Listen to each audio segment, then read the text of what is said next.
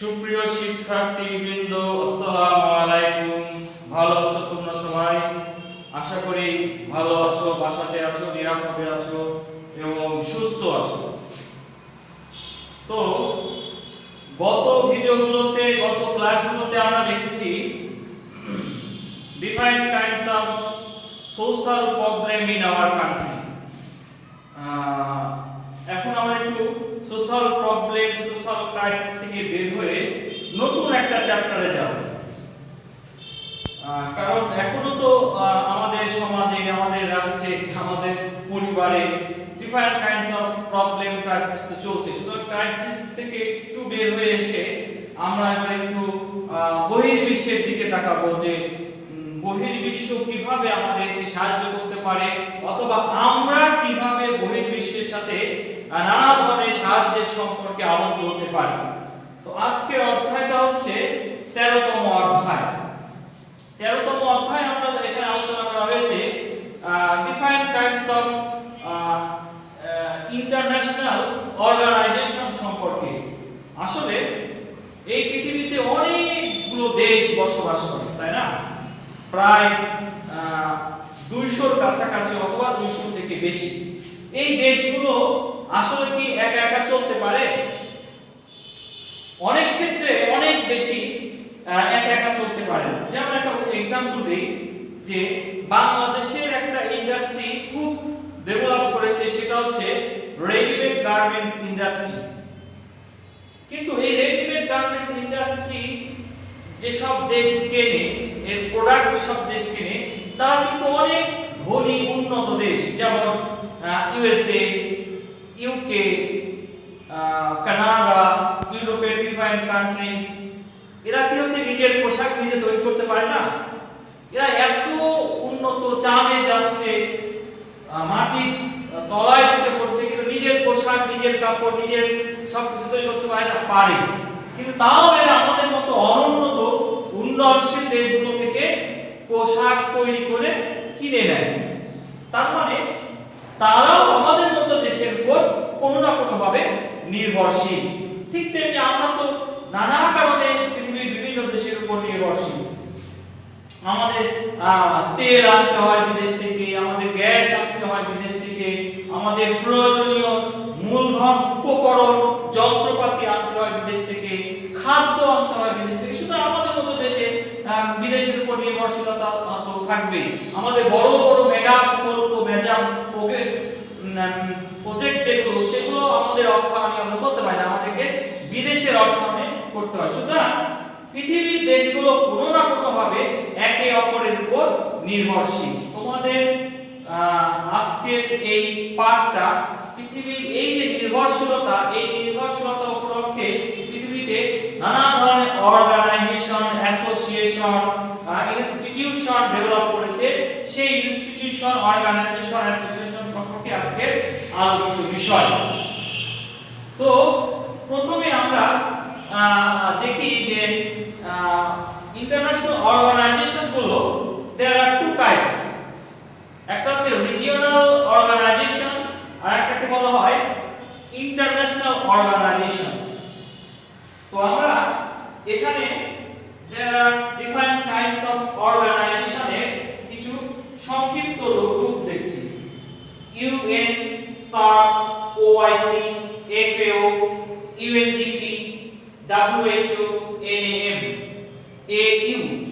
এখানে বেশ কয়েকটা রিজিওনাল এবং ইন্টারন্যাশনাল অর্গানাইজেশনের আমরা নাম দিচ্ছি। এখন there is some difference between regional organization and international organization। Regional organization কোনগুলো? যেগুলো কোন অঞ্চলের বেশ কয়েকটা দেশ নিয়ে গঠিত হয়।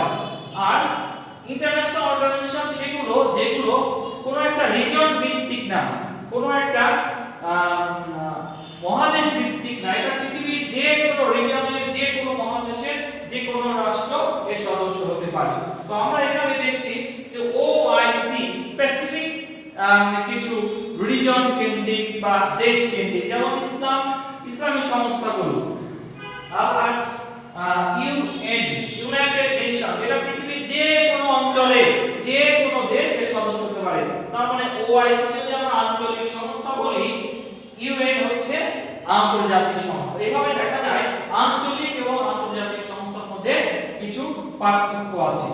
তো এখান থেকে আমি বেশ কয়েকটা ক বা খ হিসেবে প্রশ্ন দিয়েছি। এগুলো ক বা খ হিসেবে প্রশ্ন দিয়েছি। যেমন কিছু আঞ্চলিক সংস্থাগুলো নাম লেখো। আঞ্চলিক সংস্থা হিসেবে আসবে সার্ক, ইউরোপীয় ইউনিয়ন, আফ্রিকান ইউনিয়ন, ন্যাপ,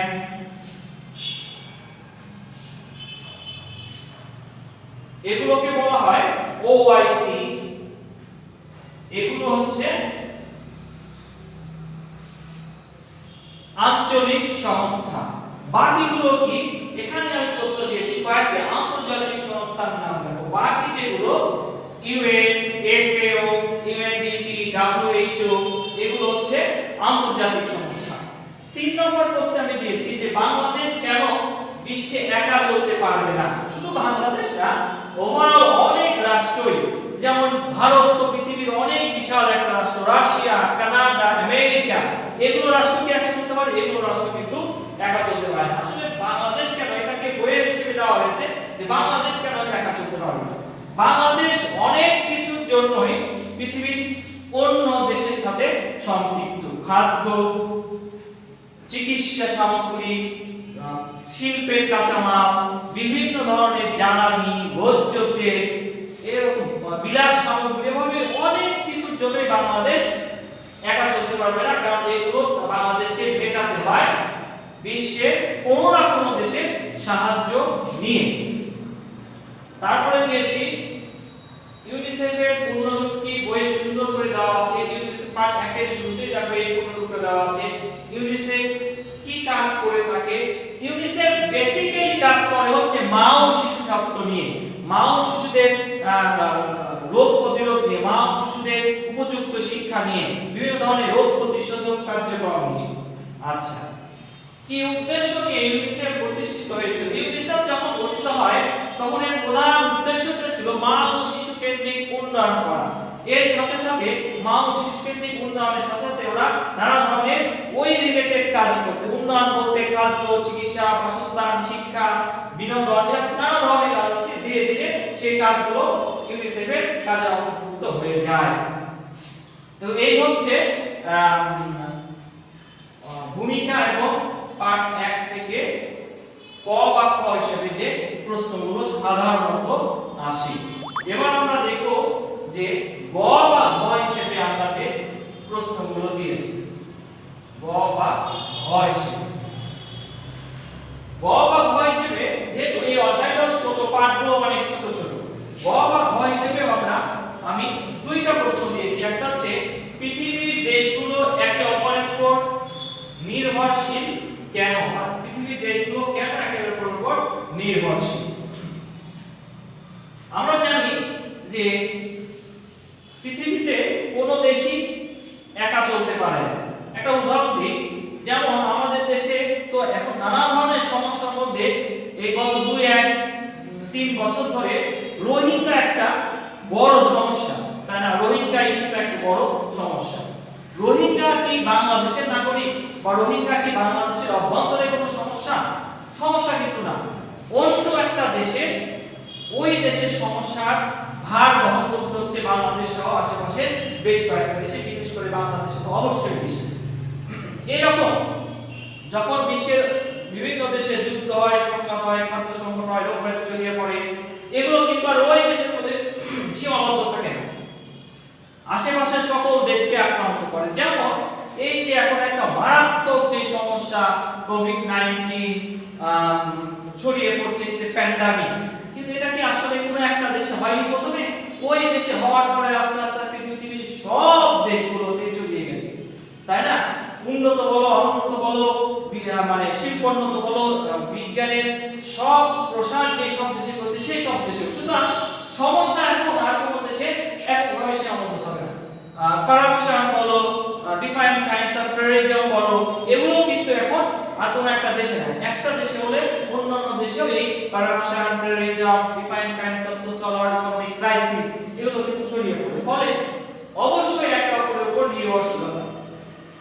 এই নির্ভরশীলতা হতে পারে ইকোনমিক সেক্টরে, কারণ আমরা যেগুলো উৎপাদন করছি সেগুলো আমাদের দেশের চাহিদা মিটিয়ে আমরা যদি বিশ্বে বিক্রি করতে না পারি তাহলে আমাদের দেশের উন্নয়ন হবে না। যেমন একটা উদাহরণ দিই যে readymade garments industry is a big industry in our country, in fact it's a big industrial sector in our country.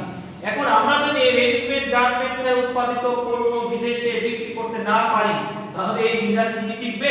এই ইন্ডাস্ট্রি টিকবে না। যেমন এই কোভিড-19 প্যান্ডেমিকের মধ্যে অনেক দেশ বাংলাদেশ থেকে হয়তো কিছু কিছু কেনা বন্ধ করে দিয়েছে, ফলে বাংলাদেশের অর্থনৈতিক সংকট হচ্ছে। সুতরাং এই রকম বিষয় আমরা একে অপরের সাথে কোনো রকম ভাবে জড়িত।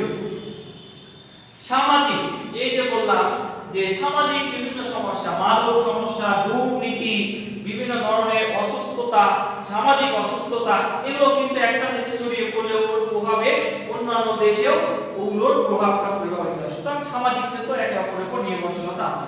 সংস্কৃতি, এটা তো আরো মারাত্মক, এটা তো আরো বেশি প্রভাবিত করে।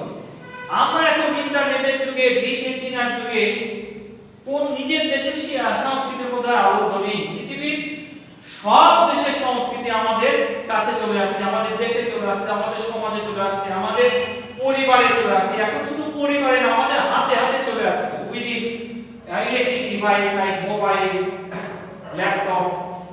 সুতরাং এই সংস্কৃতি আমাদের সমাজেও প্রভাবিত করতে পারে, আমাদের সমাজেও ভালো প্রভাব পড়তে পারে, খারাপ প্রভাব পড়তে পারে। সঙ্গে একে অপরের নির্ভরশীলতা আছে। যেমন হলিউডের সিনেমা, শুধু হলিউডের সিনেমা কি হচ্ছে বা ডালিউডের সিনেমা কি হচ্ছে শুধুমাত্র ওই দেশেই দেখানো হয় বা চলে বা জনপ্রিয়, পৃথিবীর সব দেশে জনপ্রিয়। সুতরাং it's one kind of big industry. যদি ওই রাষ্ট্র বা ওই সরকার চায়। রাজনৈতিক, এই যে যুদ্ধ বিগ্রহ হচ্ছে, কোন একটা দেশে যুদ্ধ হলে শুধুমাত্র যুদ্ধটাকে ওই দেশে সীমাবদ্ধ থাকে। সিরিয়া, আফগানিস্তান, ইরাক, এইসব দেশের যুদ্ধ কিন্তু ওইসব দেশে সীমাবদ্ধ নয়। বিশ্ব শান্তি প্রতিষ্ঠার জন্য অবশ্যই একে অপরের উপর নির্ভরশীলতা খুবই দরকার। এক দেশে শান্তিতে বসবাস করছে অন্য দেশ, আশেপাশের দেশগুলো বিশৃঙ্খল, এভাবে সম্ভব হয় না। নিজেদের উন্নয়ন নিশ্চিত করার জন্য যেমন আমাদের বড় বড় উন্নয়ন হচ্ছে, মেট্রো রেল, পাতাল রেল, তারপর বিভিন্ন কাইন্ডস অফ ব্রিজ, এগুলো কিন্তু আমরা কি নিজের টাকা দিয়ে করতে পারি?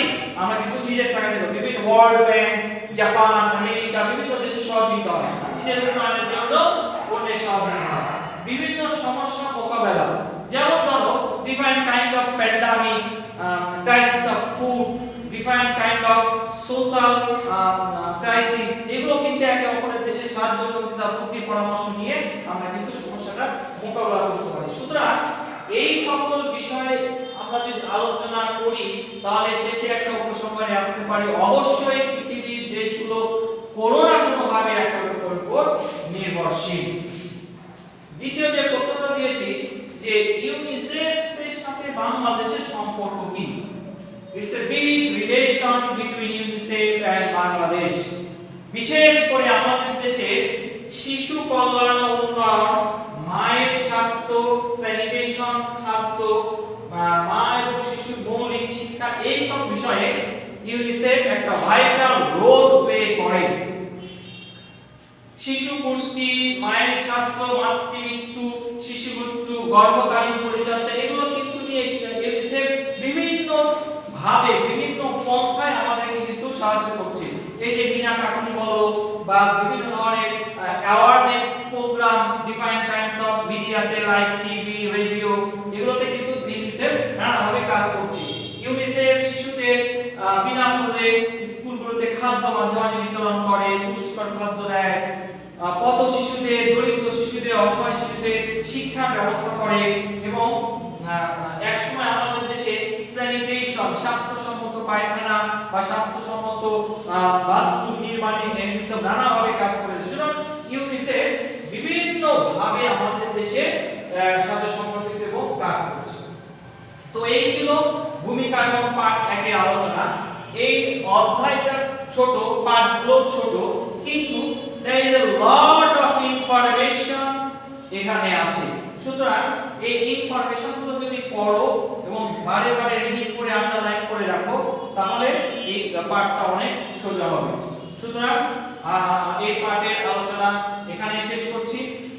আশা করি বুঝতে পারবে। যদি বুঝতে না পারো বারবার রিডিং করবে এবং কোনো প্রশ্ন থাকলে প্রশ্ন করবে। ধন্যবাদ সবাইকে। আসসালামু আলাইকুম।